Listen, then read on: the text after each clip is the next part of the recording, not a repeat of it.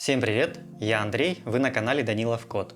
Продолжаем изучение миграции в EE2. Если вы пропустили начало, то ссылка на первый урок будет в описании. В этом уроке мы научимся добавлять, изменять, удалять строки и столбцы таблиц с помощью миграций. Обязательно поставьте лайк и поделитесь этим видео в своих соцсетях. Поехали!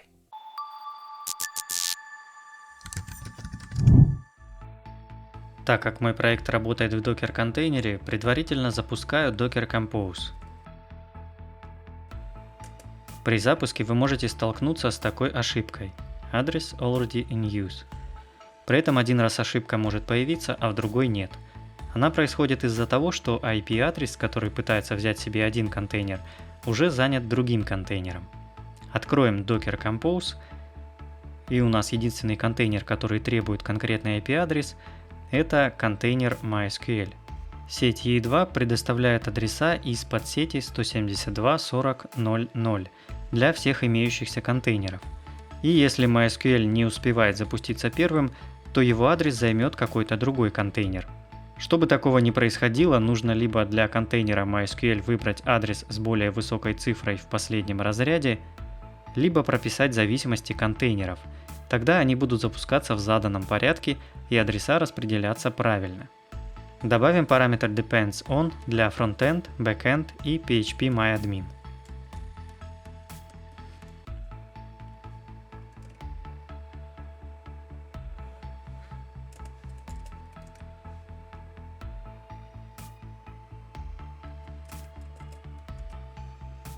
Все они зависят от MySQL и должны запускаться только после его успешного старта. Снова попробуем запустить Docker Compose.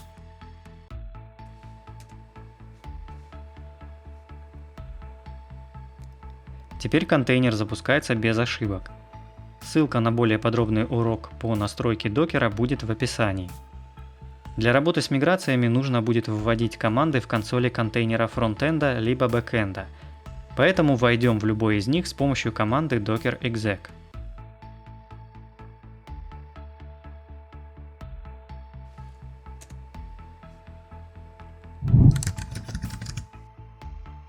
Посмотрим на нашу таблицу и подумаем, что в ней еще не хватает. Помимо даты создания, хотелось бы еще учитывать дату изменения статьи, а значит нам нужно добавить в таблицу еще одно поле. Также нам понадобится поле, связывающее запись в таблице статей с таблицей пользователей, для того чтобы мы могли показать, кому принадлежит статья, а также, например, ограничить возможность редактирования статьи только ее автором. Давайте создадим новую миграцию.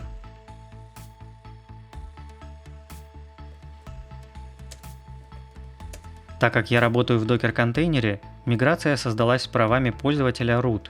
Чтобы можно было с ней работать с хост машины, сменим владельца у файлов внутри папки Migrations.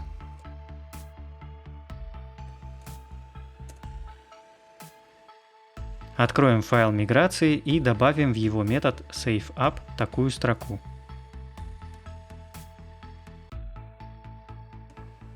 С помощью add_column мы добавляем в таблицу article новый столбец updated_add с типом date. Теперь добавляем поле user ID.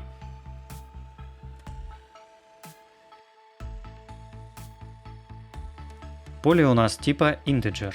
Так как это поле обязательное, то мы запрещаем указывать в нем пустые значения с помощью метода notNull. Добавим индекс на колонку updated_add.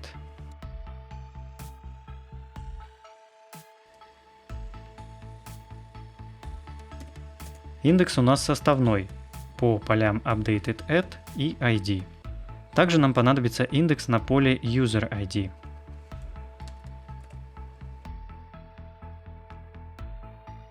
Запустим нашу новую миграцию на выполнение.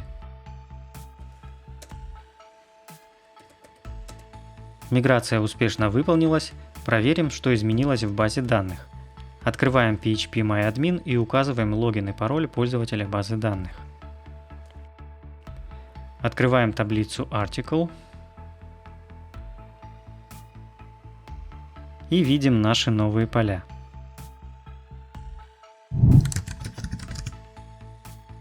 Давайте также заполним метод SafeDown, чтобы иметь возможность отменять эту миграцию. В общей сложности нам нужно удалить 2 индекса и 2 столбца.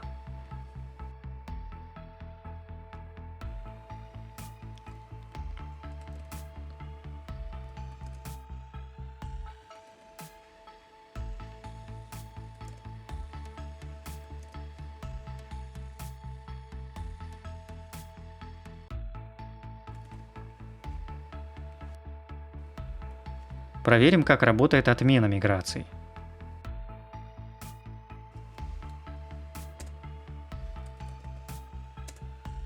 Проверяем таблицу. Столбцы updated_add и user_id удалились вместе с индексами. Так как отменял миграцию я только для проверки, то ее нужно будет снова применить.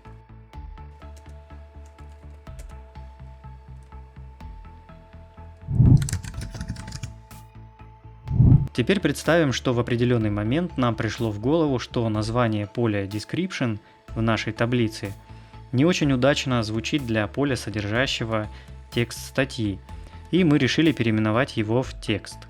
А также нам показалось, что размера поля типа текст в 64 килобайта недостаточно для наших мощных статей, и нужно поменять его на medium текст. И статьи тогда смогут вмещать по 16 мегабайт символов. Звучит как план. Создадим еще одну миграцию.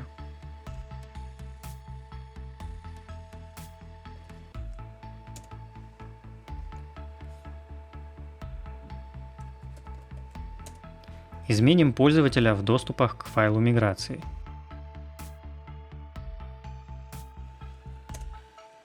Откроем новый файл в редакторе и добавим в SafeUp метод для переименования колонки. Здесь все просто. Метод renameColumn переименовывает колонку description и присваивает ей новое название текст.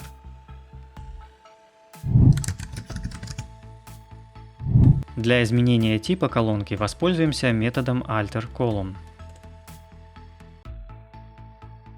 Но тут возникает проблема. Мы можем подставить тип колонки текст, но у нас нет никакого типа для medium текст. В таких случаях приходится создавать свой тип, и делается это очень просто, с помощью Scheme Builder.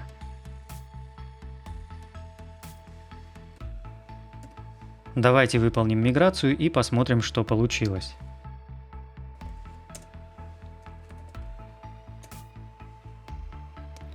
Как видим, поле description переименовалось в текст и теперь имеет тип medium текст. Иногда для полноценной работы приложения требуется заполнение некоторых таблиц какими-то справочными данными. К примеру, это может быть список городов или валют. Также иногда таблицы заполняют демонстрационными данными, чтобы сайт после создания не был совсем пустым и можно было, например, при натягивании шаблона наглядно проверять, все ли работает, как было задумано. Для работы со строками давайте создадим отдельную миграцию.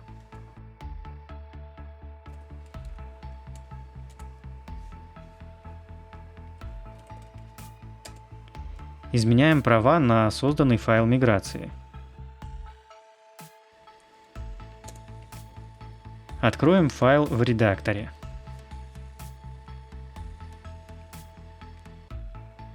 Из названия миграции вы, наверное, уже поняли, что я собираюсь добавить нового пользователя.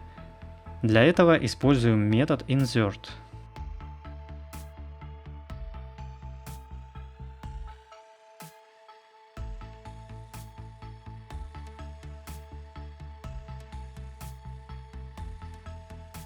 В поле AlthK нам нужно вставить строку из случайных символов.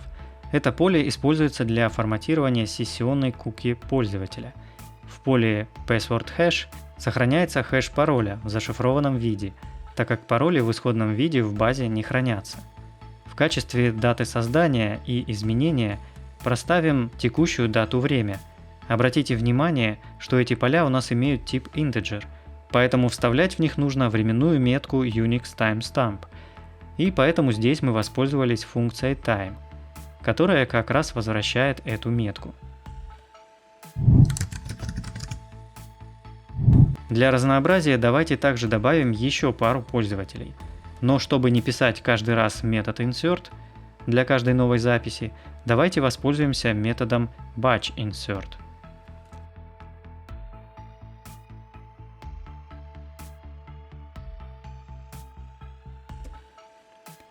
Этот метод позволяет добавить сразу несколько строк.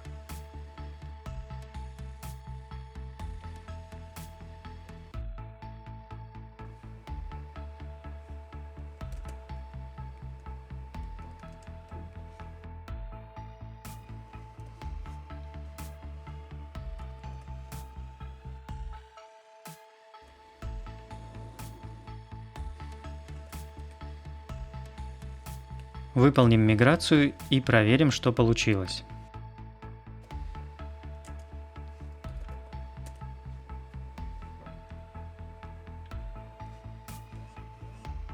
Откроем таблицу пользователей. Вот они, все 3 добавленных наших пользователя. В методе SafeDown, созданной миграции, нужно произвести обратные действия, то есть удалить добавленные строки. Для этого служит метод delete.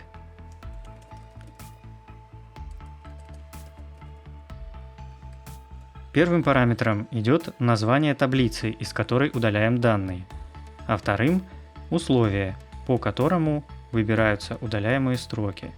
В нашем случае находим пользователей по их юзернейму. Допустим теперь, что нам понадобилось у одного из пользователей, например у админа, поменять пароль. Как обычно, создаем новую миграцию.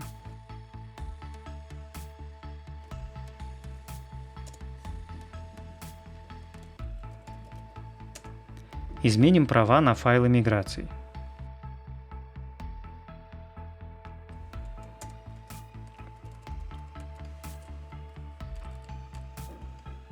Откроем файл миграции для редактирования и добавим в метод SafeUp следующий код.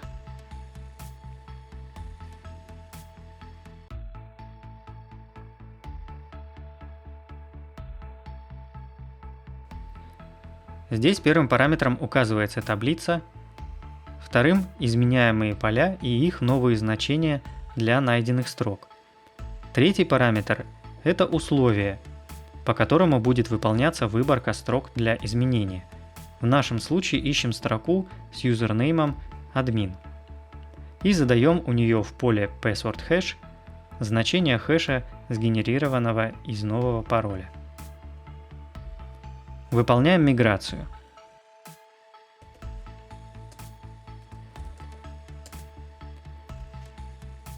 И проверяем, изменился ли пароль. Запоминаем password_hash у админа, обновляем страницу и видим, что password_hash изменился. В следующих уроках мы перейдем к разбору моделей и шаблону проектирования Active Record. Подписывайтесь, чтобы не пропустить, а также делитесь этим видео со своими друзьями и коллегами. Если понравилось, ставьте пальцы вверх, а я прощаюсь с вами до следующего видео. Пока!